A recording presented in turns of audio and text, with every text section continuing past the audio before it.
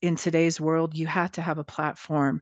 And what I mean by that is you have to have an audience, because there are many, many books out there, thousands and thousands and thousands. And to get others to recognize your book, you have to be able to promote it to an audience. And so I always tell people that half the battle of writing a book is the writing process itself, but the even bigger battle is selling. Financial independence, freedom, financial picture, independent financially, financial future, financial freedom and wealth, financial independence. Get your fill, financial independence and long life. Hello, and welcome to another episode of Get Your Fill, Financial Independence and Long Life, where we explore ways to achieve those two goals, and amazing people come on to help us. Today, we're going to focus on the long life portion, and you know that means long, happy life.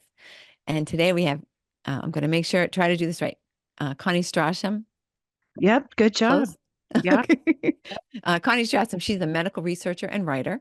She's the author, co-author, or ghostwriter of over 20 health and wellness books. She's also a prophetic healing prayer minister and a health coach. And her passion is to help people find freedom from their health challenges through a holistic approach to health and wellness so they can live their best lives possible. Connie, thank you so much for being with us today. Thank you so much, Christine. It's an honor to be here with you. And I'm very excited. I have long believed that so much of our health is in the mind, right? I mean, something can happen to someone, right? They could just trip and they could say, oh my God, I'm so clumsy. Or this is a great example because I'm getting older and I forget things, but I've probably been forgetting things since I was, 5 years old. But now it's like, oh, and, people are like, oh, you're losing your memory, oh, because I'm older now. And then the more you think about that, the more you focus on it, the more it happens. And I mean, yeah. I don't want to do all the talking, but what I'm trying to get to is the stories that we tell ourselves, right? I'm a healthy person. I get over things quickly. I'm sick all the time. I'm weak. I'm tired. I'm getting older, right? So can you talk about that, about how the mind is putting us, I know I just gave you like a 2-hour seminar, but just, just a little bit about how the impact that you feel the mind and our thought process has on our health. Right. So I want to just share with your audience that I became sick 20 years ago from chronic Lyme disease, mold toxicity, many things. And I had to quit my job overnight. And I embarked on a journey toward wholeness and healing that had a lot to do with not just removing the toxins and infections that I had become sick with, but also healing my mind, because I realized that I had become sick from a lifetime of toxic thinking and living in basically that fight or flight, that a lot of us live in today. In America, we're so rushed. We're always, a lot of us are type A people who rush around, run around, or we live with anxiety, and that suppresses the immune system. And it's very common. It's easy to have toxic thinking when you get sick and suddenly you can't function from one day to the next. But I discovered in my healing journey that that was a critical part of my recovery, because it was one of the reasons that I got sick in the first place. Because what happens is when you have toxic thinking or negative thinking, it suppresses your immune system in such a way that toxins and pathogens gain a foothold in your body. So we live in a very toxic environment, but a lot of us are getting sick, or we have health challenges because of the thinking aspect of it. And I won't go into all the science as to why that happens, but just a kind of a general background. When you're under stress, your nervous system is in what's called sympathetic dominance, or that state of fear or fight or flight. And so when your nervous system or your limbic system is in that state, what it does is it shuts down your detox pathways. It shuts down the immune system. It causes hormonal dysregulation, GI distress, all kinds of things. And so one thing that I discovered was that when I could calm my brain or calm my limbic system by speaking words of truth, by speaking words of life and positivity over myself, I began to see exponential gains in my healing. And so that was one of the biggest pieces. And I received a revelation from God that our mind, in cooperation with the Spirit of God, are meant to be the master controllers of our body's chemistry. So no matter what you're faced with, no matter your health challenges, you can overcome a lot of things through the power of your mind, through positive thinking, through visualizations, through speaking words of life over yourself. And it's really remarkable how effective it can be. And in fact, I'll just share this quickly. I published a book this year called Guard the Mind, Mend the Body. And so this is a book that integrates science with the supernatural. And in it, I explain the principles for healing and wholeness based on biblical scriptures, but also I basically in this book talk about how science has confirmed what the Bible says about healing and how life and death are in the power of our tongue, and how we can influence our physical health through our thoughts, words, beliefs, and behaviors. And so there's a lot in the book. It's not just about that, but that's kind of the main focus. So if any of your listeners are interested in learning more about how to be healthy, whether it's just to maintain health or have optimal health, or even if it's to heal from a chronic illness, this book has a lot of insights that I think could benefit some of your listeners. So I just wanted to share that real quick. Excellent. Thank you. Well, Sorry, I this is know a very, it's very long answer to your question. Yeah.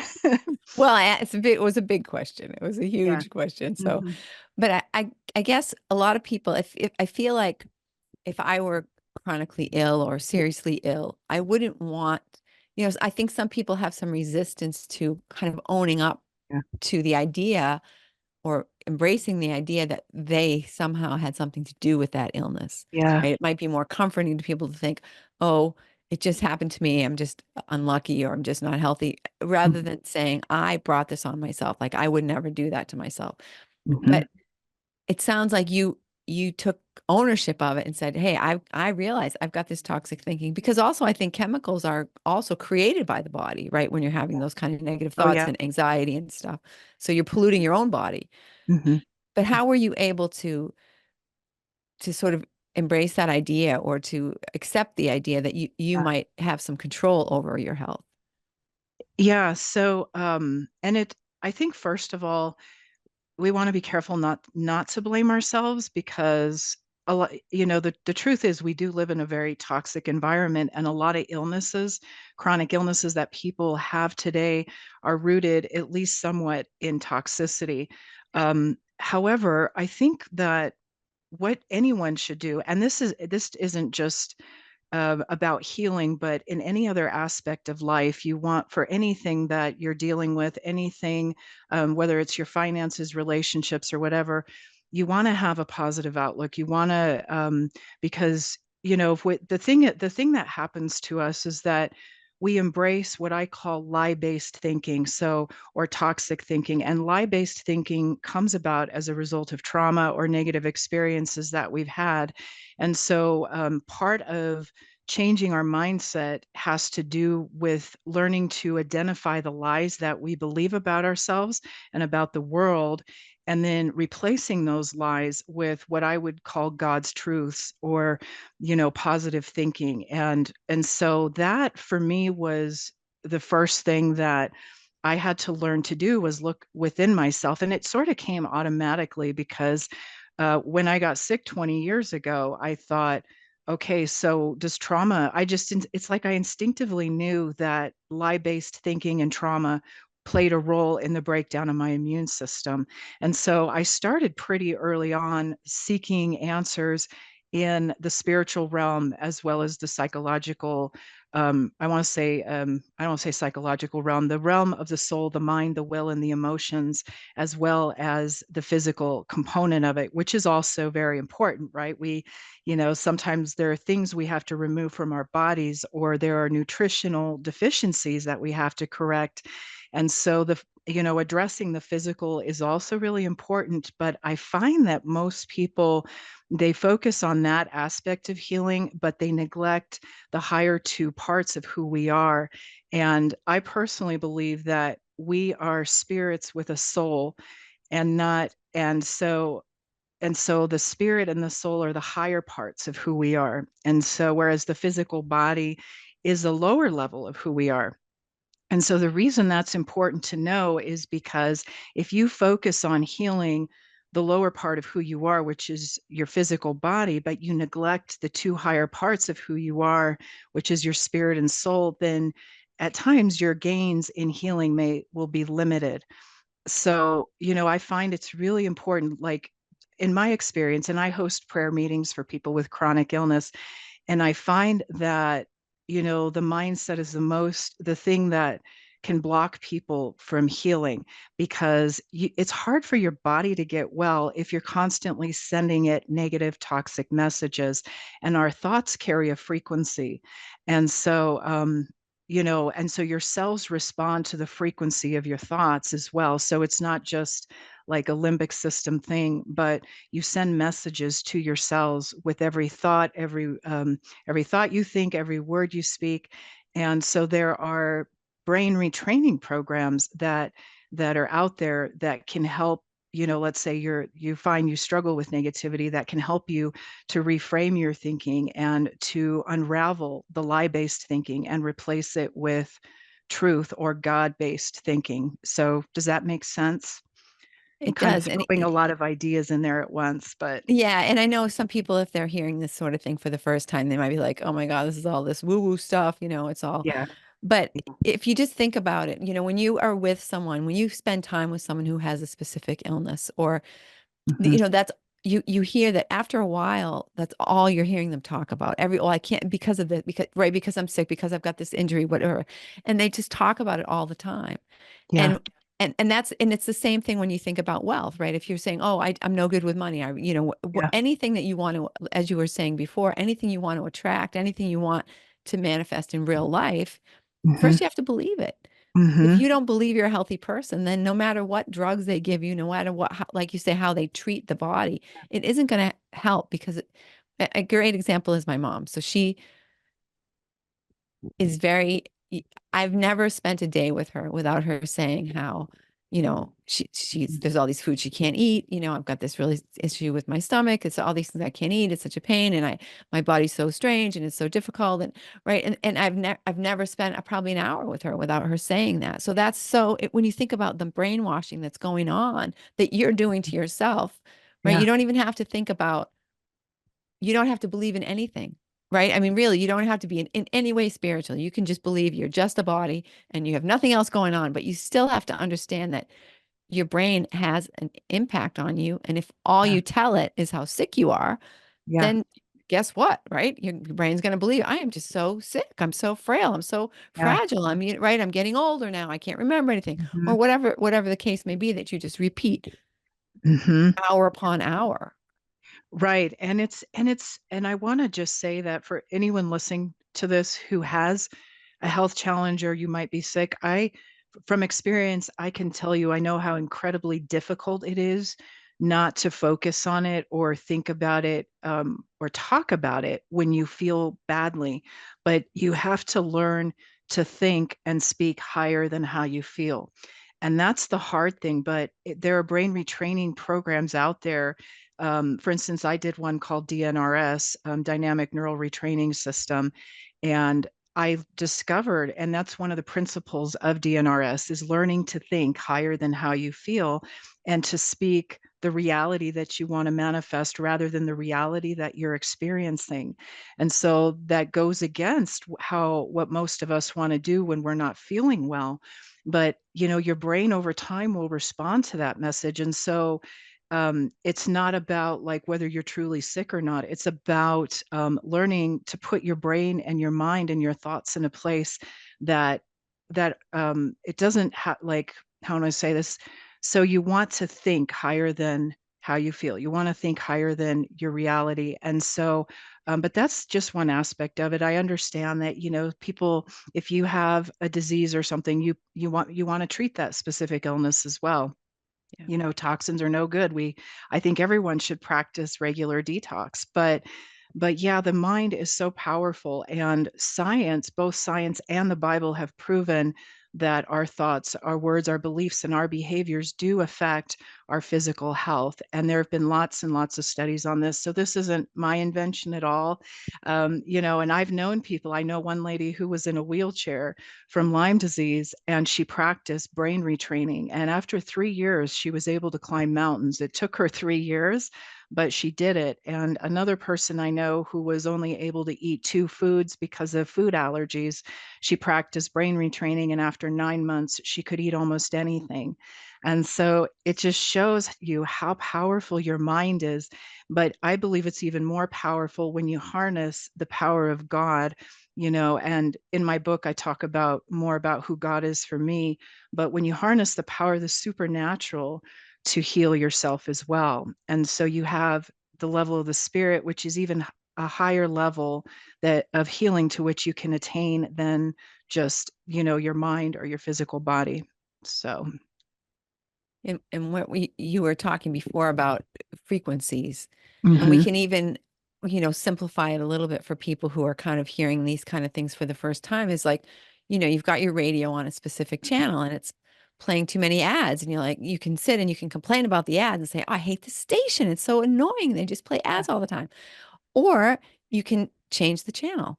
And that's what I feel like we have to do sometimes when all we're saying to ourselves is, or even all the people around us are saying. I tell my mother sometimes, change the channel, like Yeah, change the channel, listen, say something else, listen to something else, believe something else, because those higher frequencies have a happier, more healthy, more vibrant, more, right, a different, and that's quantum physics. Right now, right, science is proving this on the quantum physics level. You are happening on all those channels, right? You're playing on all those channels. And do you want to be yeah, down here at the sick channel, or do you want to get back up and right and right. start playing and start living on the healthy, happy, vibrant, wealthy, abundance channel?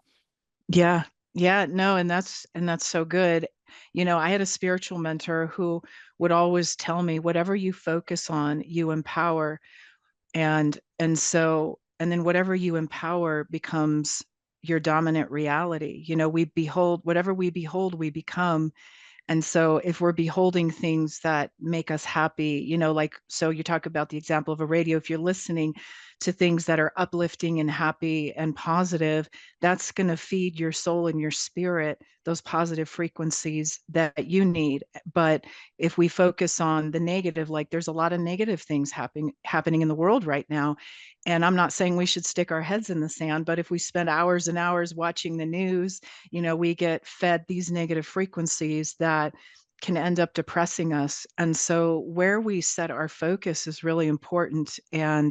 And so that's just another thing. And as in it, and it applies to the financial realm as well, because I know you discuss a lot about financial freedom and things like that. And so if we believe we're going to be prosperous, then I think we will. And there was a time, and I'll just as an example, when I was really sick, I wanted to move into a new apartment that was a lot nicer than the one I was living in.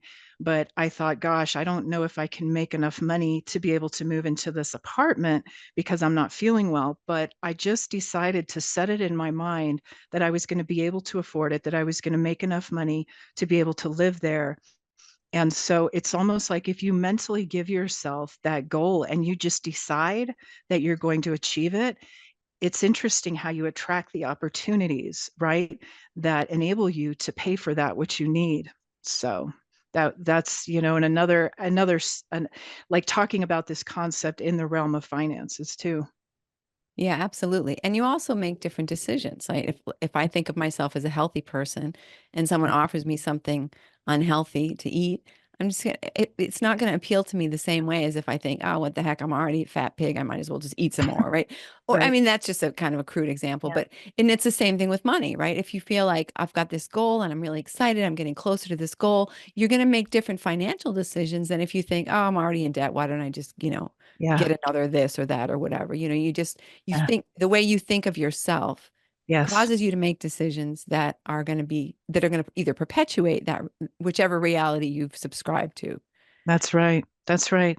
Yeah, and the belief is so powerful. And even as just another example, I used to buy the cheapest clothes I could find. I'd go to Walmart, not that some Walmart clothes look good on some people, We're not but saying anything about Walmart. I get yeah, all my and t-shirts there. They're actually yeah, good quality. and They're 288. But yeah, right.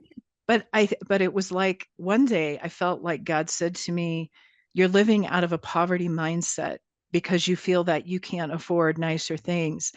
And I felt like God said to me, "Go and buy some clothes that you really like, nice clothes." And even though at first I felt guilty for spending money on things that I really liked, I began to understand that it was about how I was seeing myself. And so when I began to do that, I also saw an increase in my income too. Like when I began to make decisions around just basically the mindset that, okay, I can afford this, I can, and somehow the opportunity to earn the money to afford those nicer clothes started to come to me. And so it's really interesting how that works. But um, yeah, it's a process and it's a practice for sure.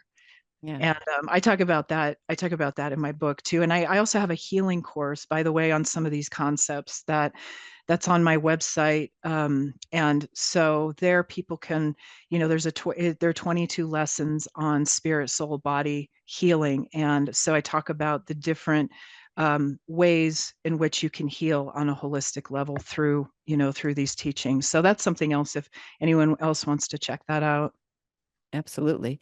Well, and Yeah. just to get back to your example, you can imagine too how you think, oh, well, I spent the money on this thing and then this came to me, but you also, without necessarily realizing it on a conscious level, you probably were more confident. And when people saw you, they felt, oh, this person is more put together, right? If I show up in this polyester double knit suit from the 1970s, they're going to be like, oh my Mhm. God, they're not going to give me an opportunity, right? Because I don't look like a person who's particularly, I don't want to use the word, but worthy of that opportunity because Right. I look like Right. an unsuccessful person. So that's the way people view me. And when I look in the mirror, that's the way I'm going to view myself, as Mhm. opposed to, I look great. I feel great. I'm presenting myself better. And people are like, oh, wow, this person's got her act together. I'm going to give her this opportunity. Right. So Yeah. there's logic in there as well as all the spirituality and all the sort of woo woo stuff that people might not be comfortable with. Right. It's Yeah. 100% logical that people are going to see you differently and you're going to see yourself differently when you make that investment in some really awesome clothes that you love. Yeah. Absolutely. Yeah. That's the way it works. And I just want to say too, so going back to the whole idea of negative, toxic, or lie-based thinking, um, I think that in any area of our lives where we have toxic thinking or lie-based thinking, we're not going to prosper as we could. And so that doesn't just have to do with health. It can has to do with your relationships, your finances, your work situation, and your living situation. And so I always tell people if you're battling poverty, for instance, identify what are the lies I believe about money? What are the lies that I believe? Ask God if you have a relationship with God. Say, God, what lies am I believing about money that are keeping me in poverty or keeping me from prospering? And I believe that God speaks to our minds and our consciences and will give us insight into what those lies are. And then what I do is, I'll tell people what is it that God wants you to believe? And I'll ask God to speak to their minds or, to come up with a healthier belief about money or whatever it is that they're believing a lie about. And then once you have a more positive truth, you want to meditate on it. You want to speak it out until it replaces the old lie based thinking, because our brains create neural pathways, right, based on these thought patterns that we have. And, science has shown that we can literally change and create new brain pathways when we change our thinking. So there's also this very real physical change that happens in the brain when we do that, but it happens through repetition, right? Repeating the truth, but you're repeating the positive thoughts. And especially when you don't feel like it, because your brain is actually more susceptible to change when you're under stress, when you're thinking the lie based thinking, but you have to interrupt the channel in the moment that you're having that toxic thought, right? You don't want to do it later. So, if right now in the moment I'm thinking, I'm so fat and stupid, I want to stop that in the moment that I think it and say, thank you, God, that I'm beautiful, I'm strong, or I'm powerful, whatever it is that comes to your mind. So that's just like a basic principle of brain retraining or mind renewal. Yeah. Yeah. And it can sometimes be, you can start with something as simple as just listening to what you're saying. I mean, Yeah. I started a business here. Something I didn't know anything about, which is kind of par for the course for me. But I started a co-working space as part of an investment property that I had purchased. So got everything ready, and I just had this idea. I was just going to open the doors, and people was going to flood in, and that wasn't happening. And so I was like, what's going on? What am I doing wrong? Blah, blah, blah. And I got kind of like depressed about it and anxious and nervous, like, oh no, I'm going to lose my shirt. I'm going to have this right. This is going to be terrible. And I said, what am I doing? Right? What am I doing that is perpetuating this lack of people coming? Hmm. And I started to listen to everybody I was talking to. I was saying, because one of the things I discovered early on was that people in town weren't familiar with the co-working, with that word, with that phrase, and didn't understand what I was doing. And so everybody who came in, I just said, they were like, oh, how's it going? Oh, nobody here knows what co-working is, blah, blah, blah, blah. And, we've only got this, that, and the other thing. And I said, oh, is that what you want to be true for the rest of your life? Listen to Yeah. yourself. So I couldn't say it's going great, because I didn't believe that, and that didn't feel good. But I could say, we're finishing up the renovations, and people are, we're having attracting more people to our events, and things that were true, that were positive, that felt good, and that just Mhm. turned into a great situation where now after just over a year, we're beyond the break even point and things are going great and more people are coming. And so I'm even able to add to that nice story, and right. And then it becomes the snowball going down the hill in a great way instead of the snowball going down the hill and melting on the way down and turning into nothing.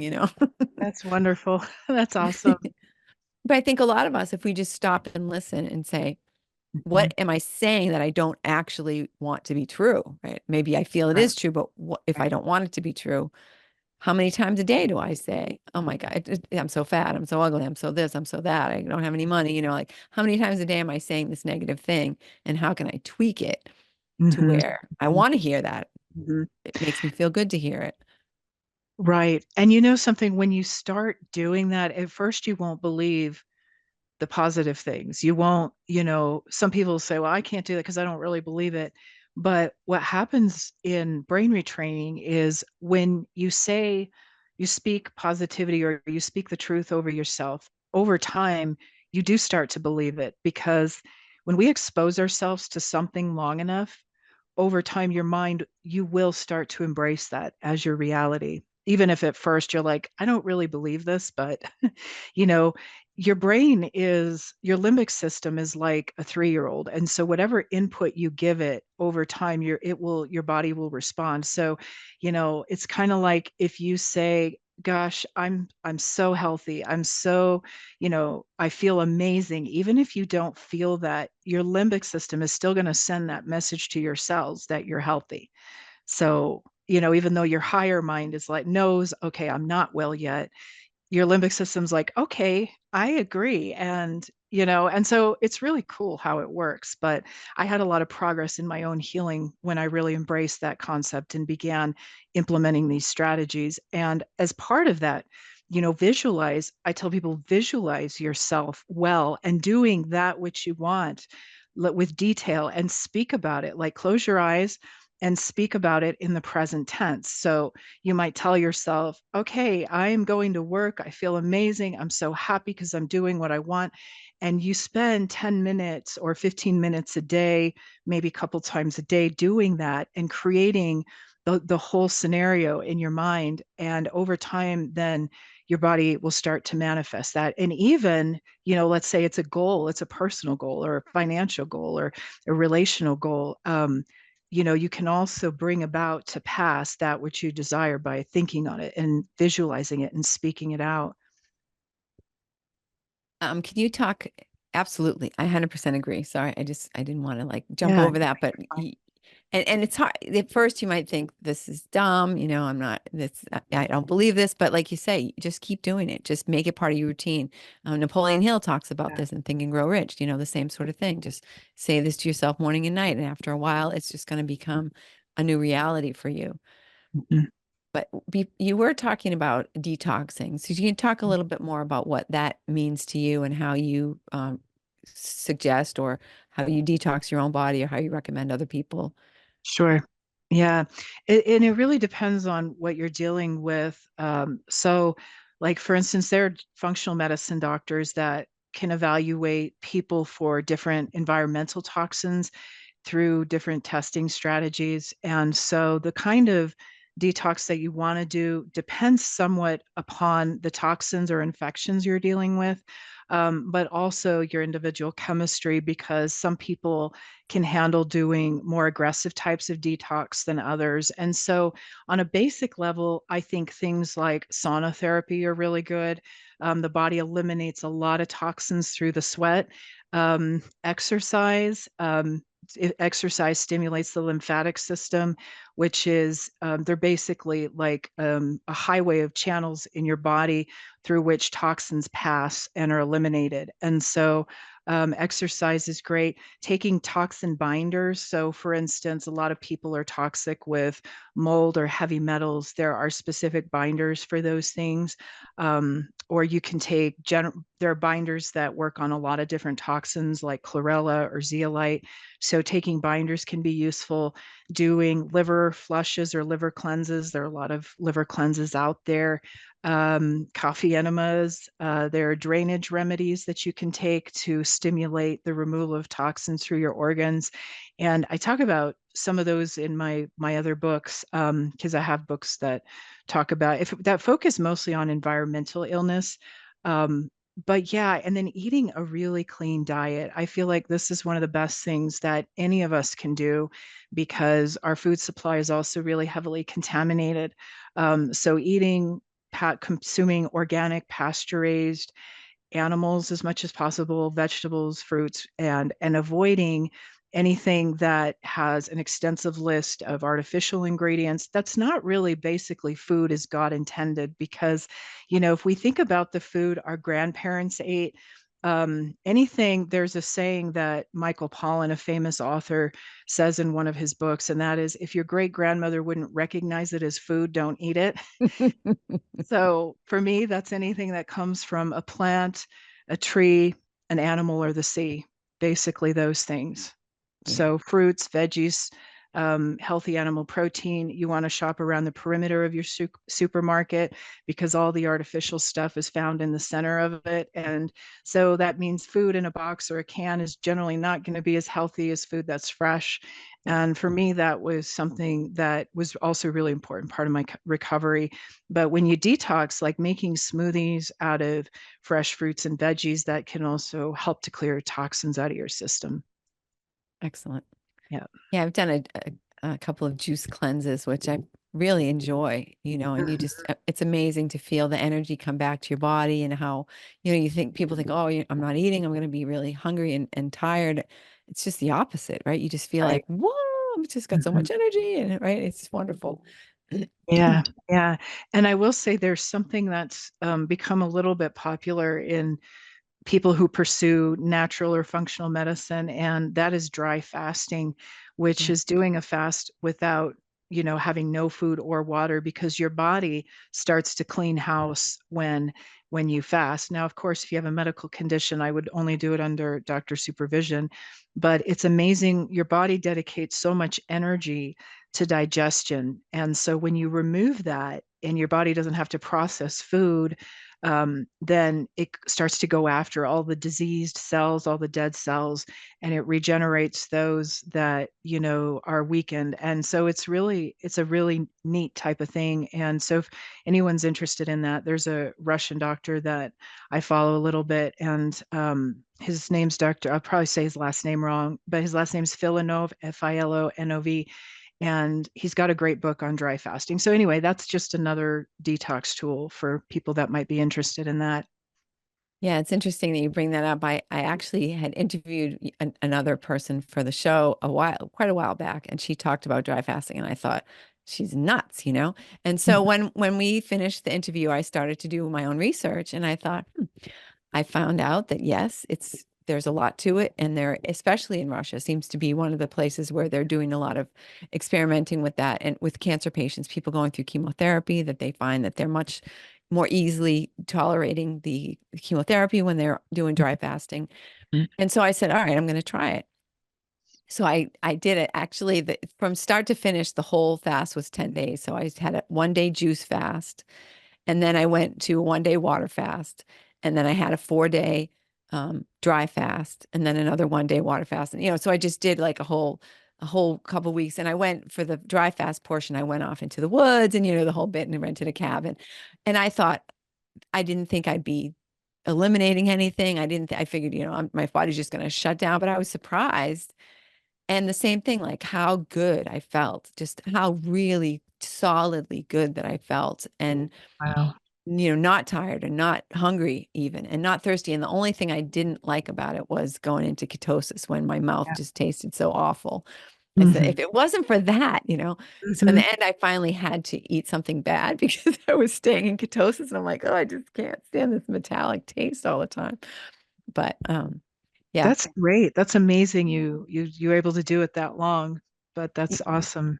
it's not, you don't do it that long the first time, right? I've been Of fasting course. off and on for years. And the first time I did it actually was, I happened to be in Egypt during Ramadan. And I said, okay, I'm just going to experience Ramadan since I'm here. And that was sort of my first real fast, Hmm. even Hmm. though it's only, you're only fasting during daylight hours. It's Yeah. still, it's hot and you feel like, oh my God, I'm not even drink. Yeah. I thought you can't drink either. I didn't know that was a thing at first. Yeah. So Yeah. yeah, There's that a was, myth that you can only live for 3 days without water. But when you do fasting under doctor supervision and you prepare for it, as you know, some people can dry fast for 10, 11 days. yeah. Yeah, that's what I had read, that that was the case. And after doing it, I believe it. I believe, just based on how I felt and the whole thing, I definitely believe it. Hmm. That's awesome.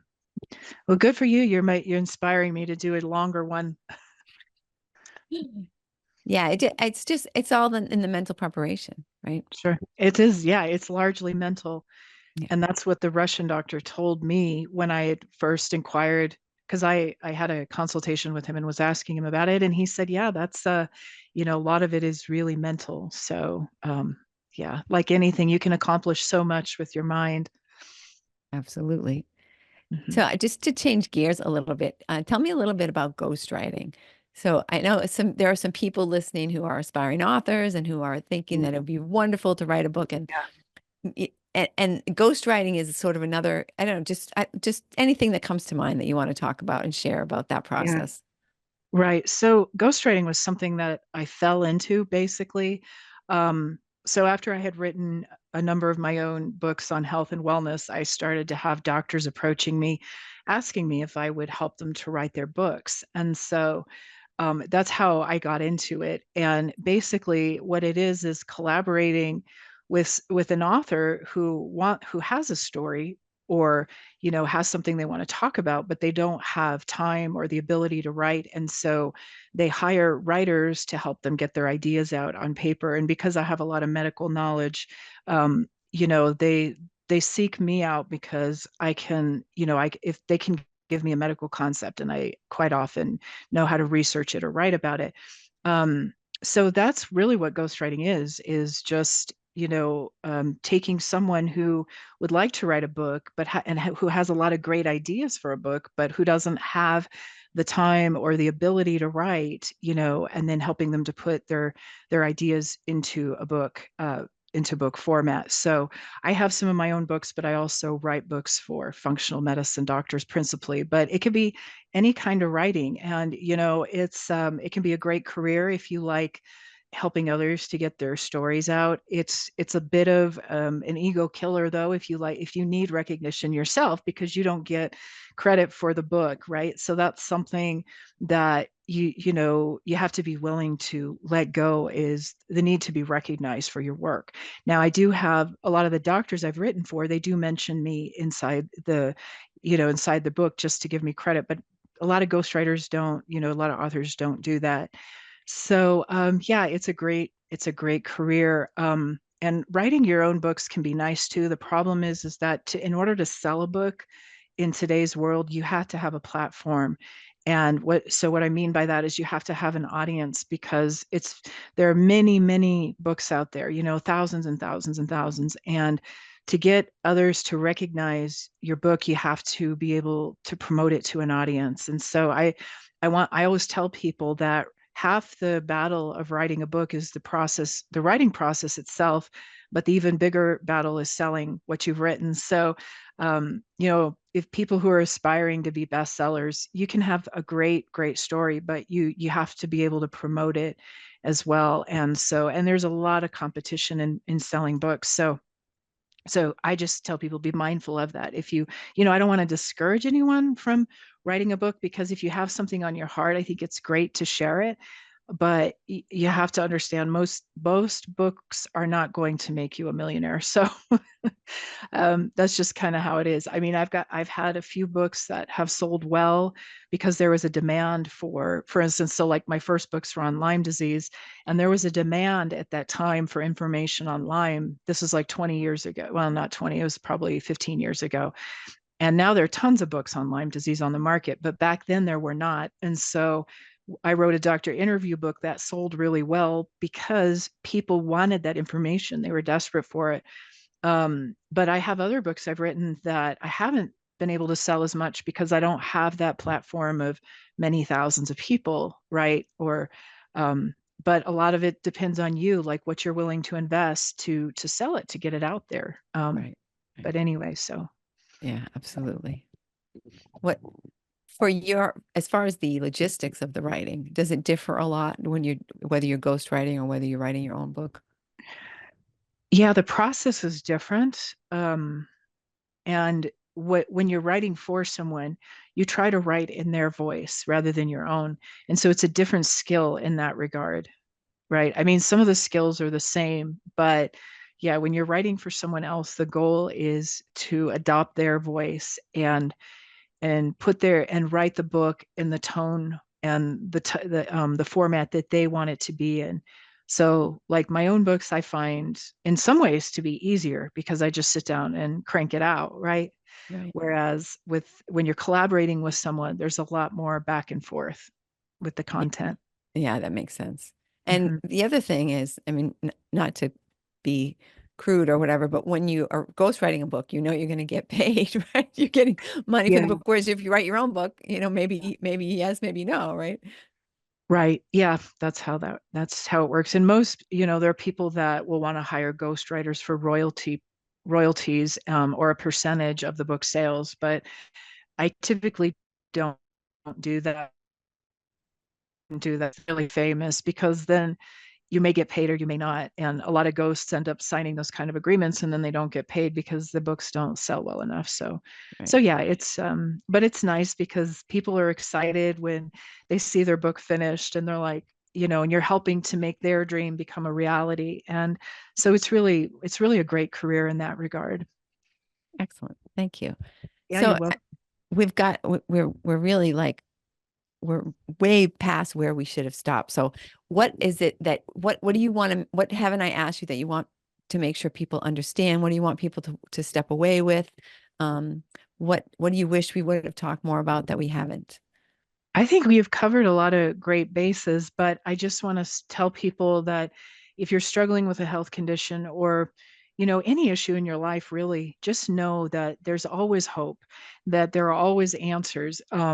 Whether if you've done a lot medically, you haven't gotten better, or let's say you're dealing with a different issue, financial issue, know that your mind, in cooperation with the Spirit of God, can still heal you, even if medicine can't, and even if you haven't found answers up until now. And so, in my book, I'll just show you guys again one more time, Guard the Mind, Mend the Body. I talk about ways to begin that healing process. And so, people can go to my website at conniestrasheim.org to learn more, or the book's on Amazon. But yeah, I just want to encourage you, because there was a time that I was so sick, I was bedridden, and I wasn't sure I was going to live. I was, 5'9", 120 pounds, and very underweight and not sure if I was going to make it. And by the grace of God, I did, and I've largely healed from a lot of the things that I was afflicted with. And so I just want to share that message of hope to your listeners. So, Beautiful. Thank you. And you answered my next question, which is how can people reach you? And we'll put all that into the show notes. And yeah. I just want to thank you again for coming and sharing your story and your wisdom with us. You're welcome. Well, thank you for having me, Christine. And I pray this blesses your listeners. And if anyone has any questions about my work, you can also email me at connie9824@gmail.com. I used to have a professional email, but someone hijacked my URL. And so anyway, long story. So I have my personal email, which is that. So feel free to contact me there. Thank you. That's very generous. You're welcome. Yeah. And thank you, listeners, for listening. I bet you know somebody who's not living their optimal life. Maybe it's you, and maybe you can think of maybe right now, write down 5 other people who you know that would really benefit from hearing what Connie has said today and share this episode with them. They will thank you. They will be incredibly grateful to you. And so will we. And, Awesome. and have a beautiful week, and we'll see you next week.